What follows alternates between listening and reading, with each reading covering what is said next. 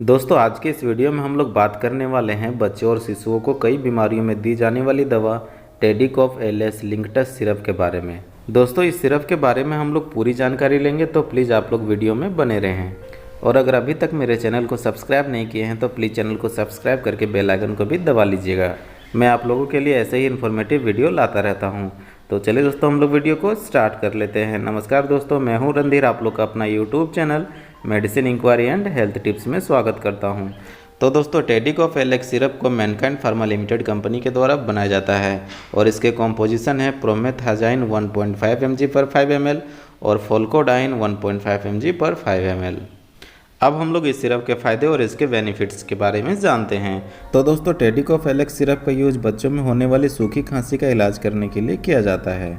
जैसे कि बच्चा खांस रहा है लेकिन कफ नहीं निकलता है, और अगर कभी बच्चे को हल्का फुल्का कफ आता भी है तो वो कफ यानी बलगम को निकाल नहीं पाता है। कई बच्चे को तो खांसते खांसते गले में दर्द भी होने लगता है और बच्चा कभी कभी खांसते खांसते उल्टी भी कर लेता है। तो दोस्तों इन सभी समस्याओं को कंट्रोल करने के लिए टेडिकॉफ एलेक्स सिरप का इस्तेमाल किया जाता है।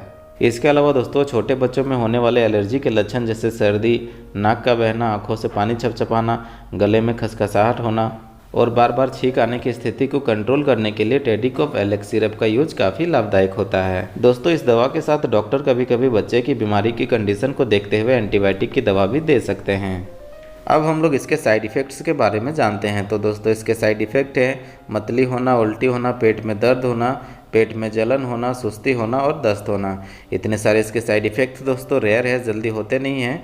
होने से अपने डॉक्टर से ज़रूर कंसल्ट करिएगा। अब हम लोग इसके इस्तेमाल करने के तरीके और इसके डोजेज के बारे में जानते हैं। तो दोस्तों इसके डोज तो डॉक्टर ही डिसाइड करते हैं और ये बच्चे के उम्र, वजन, लिंग और बच्चे की बीमारी की कंडीशन पर डिपेंड करता है।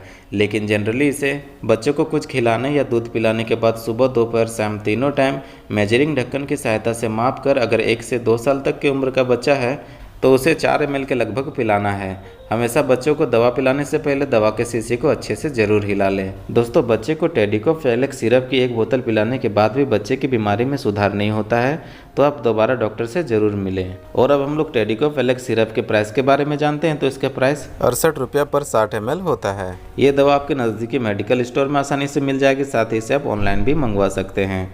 तो दोस्तों मैं उम्मीद करता हूँ कि आप लोग को इस वीडियो से रिलेटेड हर एक चीज़ आसानी से समझ में आ गई होगी।